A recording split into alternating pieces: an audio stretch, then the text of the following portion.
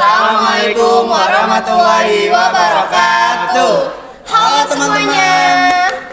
Kembali lagi bersama kami di Sobat Gen Z. Nah, guys, sebelum itu perkenalkan dulu nih. Nama saya Akil Tuzar Ramadhani. Saya Indra. Saya Ardi. Nah, di sini kita akan ngebahas tentang Bhinneka Tunggal Ika dengan tema indahnya keberagaman bangsa Indonesia. Nah, sebelum kita bincang-bincang nih ya, kita bakal ngasih tahu dulu nih kepada teman-teman. Mungkin teman-teman kurang tahu nih apa itu Bhinneka Tunggal Ika. Walaupun slogan Indonesia adalah Bhinneka Tunggal Ika yang artinya Berbeda-beda tapi tetap satu juga. Nah, sebelum itu kita akan ngebahas kebinekaan. Kebinekaan itu apa sih? Kalian ada yang tahu nggak sih? Mungkin dari Ardi. Kebinekaan itu diberi pengertian atau makna dengan mengadaptasi konsep multikulturalisme, yaitu adanya kesediaan untuk menerima kelompok lain secara sebagai satuan tanpa memperdulikan perbedaan budaya, etnis, gender, bahasa, ataupun agama. Nah, kebinekaan itu berarti suatu keberagaman juga ya, konsep multikulturalisme. Nah, terus berarti kan ada keberagaman. Kalian pasti juga ada yang nggak tahu nggak sih apa itu keberagaman. Nah, keberagaman apa itu, Indra? Makna keberagaman itu adalah suatu kondisi di mana masyarakat dapat memahami dan menghormati perbedaan dari segala aspek yang dapat menyatukan negara menjadi harmonis. Nah, itu dia makna keberagaman. Nah, makna keberagaman berarti itu suatu perbedaan ya? Iya. Suatu perbedaan yang dapat menyatukan negara menjadi negara yang harmonis. Betul. Nah, dari makna kebinekaan terus juga makna keragaman pasti juga ada faktor yang menyebabkan keberagaman. Nah, faktor keberagaman itu ada apa aja sih, Ardi? Nah, faktor keberagaman itu ada 4 ya. Yang pertama ada faktor kepribadian, yang kedua ada pendidikan, yang ketiga ada kebudayaan, dan yang keempat adalah sosial politik. Nah, guys, dari faktor penyebabnya yang disebutin Ardi itu kan ada 4 ya. Betul. Nah, dari faktor pasti juga ada bentuk keberagaman. Keberagaman ini yang pertama itu salah satunya kalau nggak salah ada keberagaman agama. Terus juga ada keberagaman ras, keberagaman suku, keberagaman budaya, dan bahasa. Nah, keberagaman yang akan kita bahas dalam podcast kita kali ini adalah keberagaman agama. Nah, dari kalian nih, ada nggak sih contoh kasus yang mengangkat keberagaman agama gitu? Oh iya, ada nih. Ini tuh kasusnya udah lama banget. Jadi itu kasusnya itu ada seorang siswi yang dipaksa seorang siswi non muslim yang dipaksa memakai jilbab.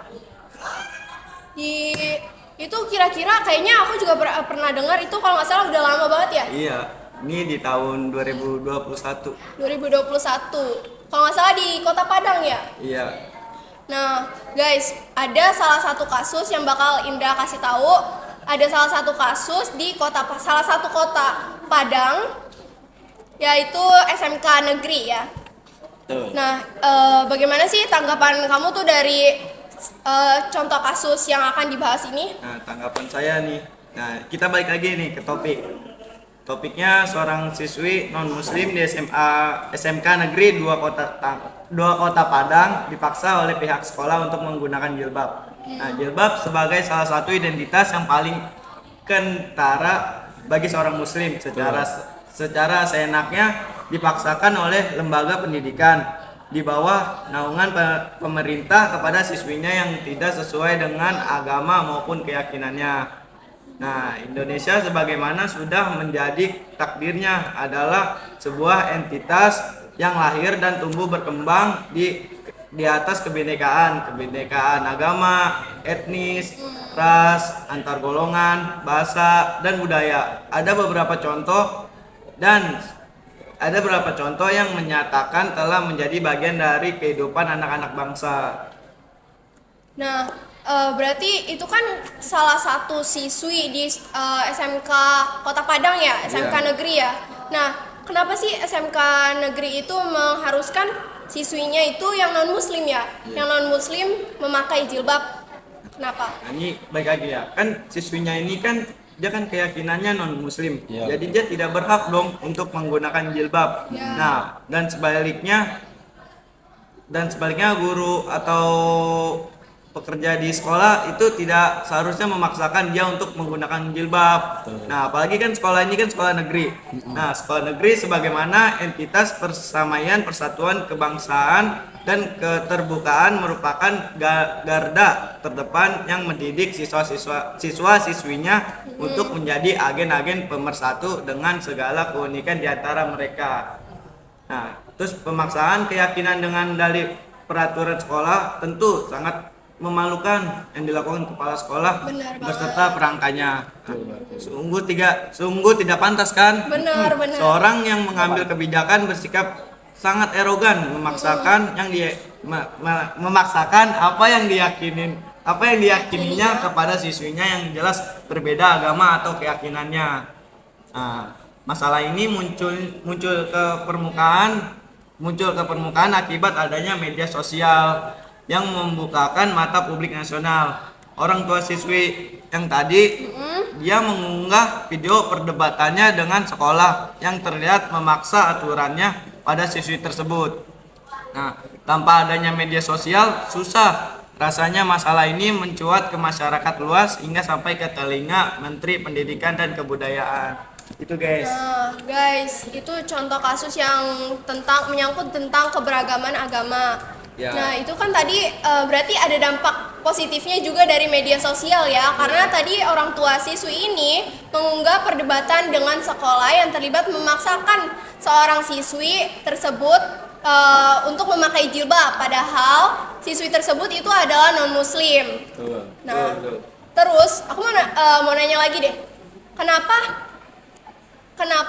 dia memaksakan itu? Berarti kan dia melanggar hak asasi manusia ya?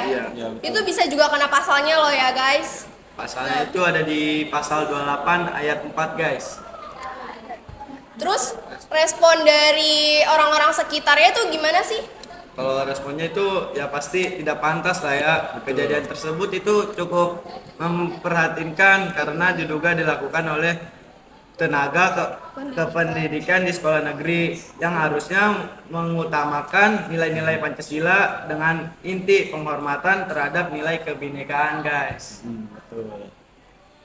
Nah, guys, tadi kan menyangkut tentang keberagaman agama. Keberagaman agama yang diyakini Indonesia itu ada agama Islam, Kristen, Katolik, Hindu, Buddha, dan Konghucu yang harusnya memiliki prinsip toleransi antar umat beragama. Ya.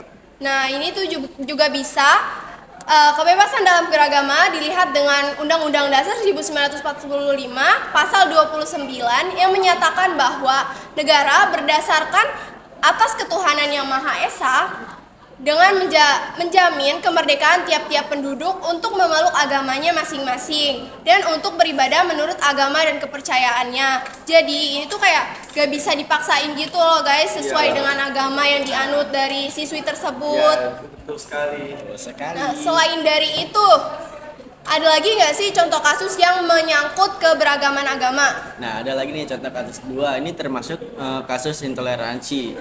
Nah, kasus intoleransi yang paling banyak adalah pemerintah tidak memberi izin pendirian rumah ibadah. Tidak adanya izin ini terjadi akibat desakan kelompok intoleran. Sesuai dengan konstitusi, setiap orang mempunyai hak untuk beribadah. Ini adalah hal mutlak setiap orang yang tidak bisa diganggu. Namun negara abai karena membiarkan kelompok intoleran melanggar hak setiap individu menjalankan aktivitas ibadah secara aman. Dan negara harus bertanggung jawab menghentikan pelanggaran terhadap konstitusi itu. Nah, berarti itu kan tadi di Yogyakarta ya? Iya, betul. Katanya juga banyak banget kan kasus itu. Banyak. Contohnya nih, apa contohnya? Nah, contohnya adalah penutupan pondok pesantren Waria Al-Fatah di Dusun Celena, Desa Jagalan, Kecamatan Banguntapan, Bantul yang baru-baru ini terjadi. Setelah Bantul, Gunung Kidul menjadi daerah terjadinya kasus intoleransi, misalnya ada kasus penyegelan dan penutupan paksa gereja. Kasus intoleransi di Yogyakarta mulai terjadi tahun 2011, dari tahun ke tahun angkanya terus naik. Berarti meningkat terus ya itu Meningkat ya? terus. Intoleransi. Nah, dari itu kan bilangnya katanya tadi intoleransi. Seharusnya kan kita kalau punya keberagaman di Indonesia, Indonesia itu kan kaya akan keberagaman nih. Betul. Harusnya kita kan saling menghargai atau saling toleransi. Nah, dari kasus yang Ardi sebutin itu tadi adalah kasus yang intoleransi yang ada di kota Yogyakarta.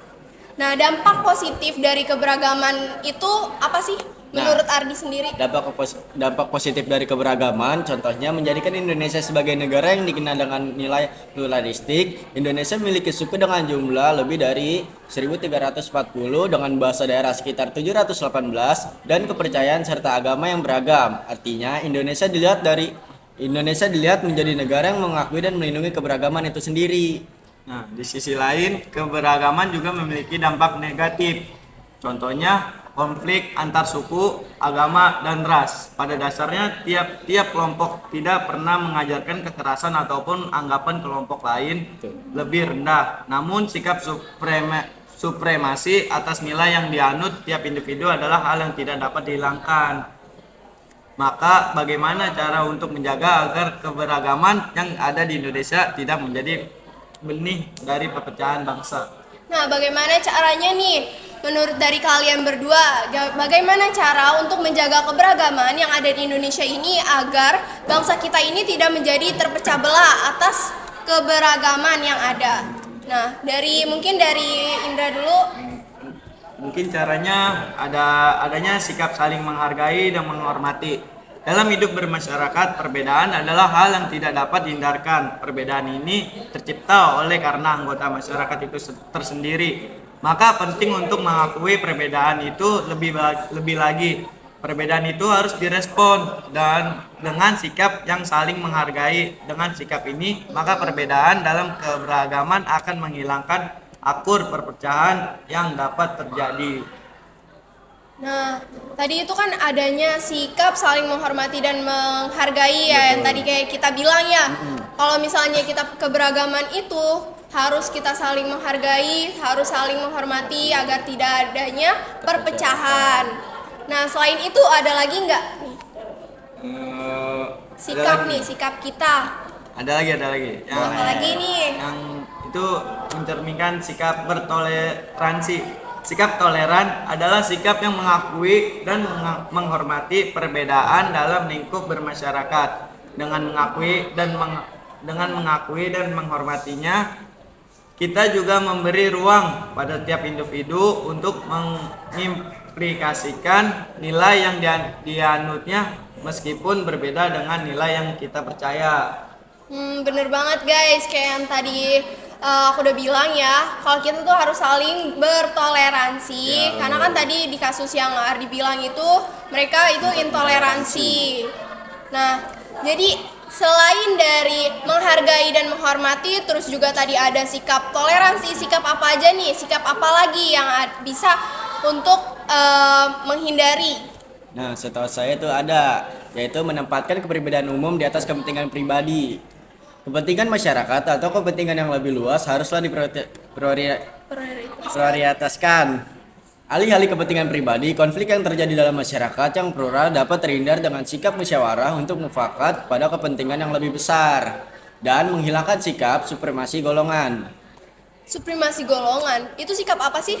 Nah, sikap supremasi adalah sikap yang menganggap dirinya, golongan, atau nilai yang dianutnya adalah benar dan orang lain salah. Sikap inilah yang juga menjadi dasar dari perpecahan dalam masyarakat yang beragam. Setiap manusia berhak untuk hidup dan menganut nilai yang dipercaya. Negara dan masyarakat harus mengakui hal itu. Dengan mengedepankan sikap pengakuan dan kesetaraan, dapat menghindarkan konflik yang seharusnya tidak terjadi. Berarti sikap supremasi itu adalah sikap yang menganggap dirinya atau golongan nilai yang dianutnya adalah benar dan orang lain salah. Nah, itu nggak bagus ya guys. Tidak baik. Nah, tadi kan ada cara menjaga agar tidak terjadinya perpecahan. Selanjutnya, aku mau tanya nih sama kalian berdua nih, gimana cara Indonesia mengimplementasikan keberagaman? Mungkin menurut siapa dulu nih yang mau duluan? Mulai Mas. Saya Dari dulu dah. Indra dulu. Ya. Menurut saya itu ada pertukaran seni lokal. Pertukaran seni lokal merupakan pertunjukan yang dilakukan untuk mengekspor dan mempromosikan seni ke daerah lain. Nah, yang kedua itu ada promosikan budaya melalui online. Mempromosikan budaya Indonesia melalui sosial media, radio, televisi merupakan cara yang bisa dilakukan untuk mengembangkan pertumbuhan budaya nasional. Nah, menurut Indra itu tadi bisa melalui pertukaran seni lokal, terus juga bisa dipromosikan budaya melalui online. Itu kan bagus banget ya. Jadi kita tuh kan kayak sobat Gen Z pasti kan juga selalu menggunakan handphone atau gadget gitu pasti. Nah, apalagi itu sangat bagus banget buat sobat Gen Z mempromosikan budaya melalui online. Nah, itu bisa juga sampai kayak internasional gitu. Itu kan bagus banget. Bagus banget. Nah, kalau menurut dari Ardi sendiri, gimana nih caranya? Pendapat saya itu sih cuma satu, yaitu mendirikan studio tari lokal. Hal lain yang bisa dilakukan untuk pertumbuhan budaya lokal yaitu dengan mendirikan studio tari lokal untuk anak-anak serta orang dewasa. Mungkin itu aja sih.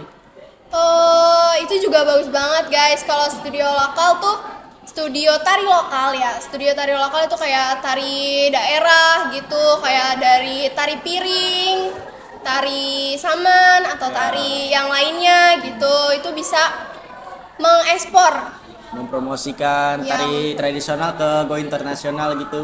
betul banget, itu bagus banget sih. Oke guys, ternyata kita udah di ujung acara atau kita udah di selesai podcastnya nih, bahasnya topik-topik yang akan kita bahas ini udah selesai. Jadi menurut kami bahwa Kebinekaan Tunggal Ika ini adalah suatu keberagaman yang banyak di Indonesia. Betul. Indonesia ini kaya akan keberagaman. Nah, caranya gimana supaya tadi gak ada perpecahan itu, yaitu kita sikapnya untuk saling toleransi, saling menghargai dan menghormati. Terus juga kita tidak mendepankan kepentingan pribadi daripada kepentingan orang lain. Nah, oke guys, sekian dari kami bertiga. Kami mohon maaf jika ada salah. Terima kasih Sobat Gen Z. Wassalamualaikum warahmatullahi wabarakatuh. Bye-bye semuanya. Teman-teman, dadah. Semoga ketemu lagi. Behind the scene. Keberagaman. Bentuk keberagaman ini juga ada 4. Bentuk keberagaman agama, bentuk keberagaman ras.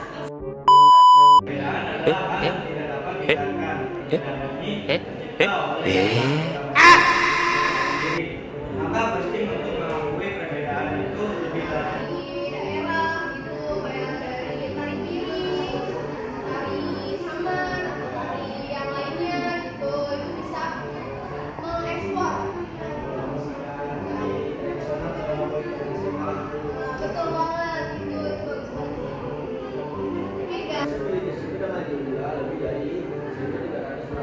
Kemerdekaan yang untuk membangun agamanya. Assalamualaikum warahmatullahi wabarakatuh. Halo semuanya. Halo semuanya.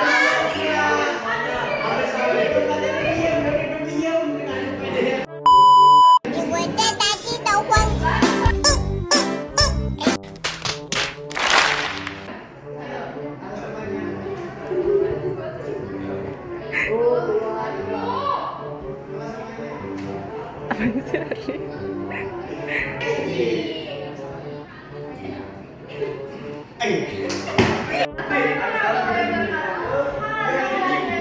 Kembali lagi bersama kami, Sobat Gen Z.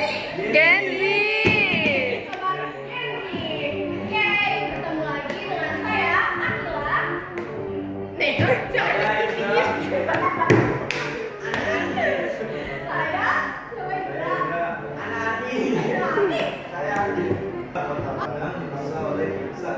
oleh pihak sekolah untuk menggunakan jilbab. Nah, jilbab sebagai salah satu identitas